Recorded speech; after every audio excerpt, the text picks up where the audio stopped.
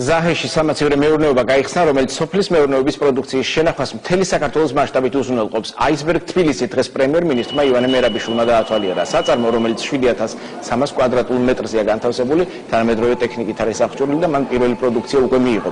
სამაცივრე მეურნეობაში სულ 4 მილიონ დოლარამდე თანხა ჩაიდო და ის მთლიანად ქართული ინვესტიცია. სეზონის დაწყებისთანავე სამაცივრე მეურნეობაში 150 ადამიანი დასაქმდება.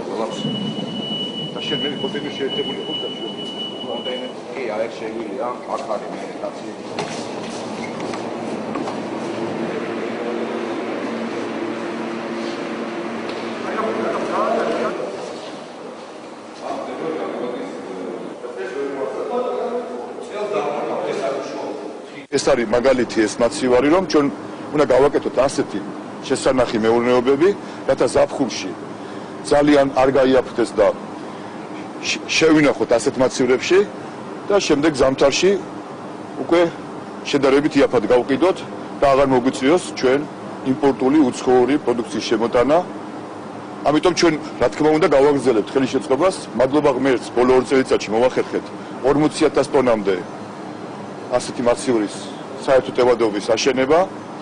ეს უნდა გავაგრძელოთ არა მარტო ეს, არამედ მაცივრების, გადამაშრული მეურნეობის ამოქმედება, რათა გლეხებმა მიიღონ მოგება და ჩვენი ქალაქის მაცხოვრებელმა ქართული მაღალხარისხიანი პროდუქცია ზამთარში შეიძინოს შედარებით იაფასებში. მაცივარსაწყობი აისბერგ 4 წარმოადგენს პირველ საქართველოში თანამედროვე ტექნოლოგიებით აღჭურვილ სამაცივრე საწყობს, სადაც შეიძლება ნებისმიერი სახეობის ხილისა და ბოსტნეული შენახვა.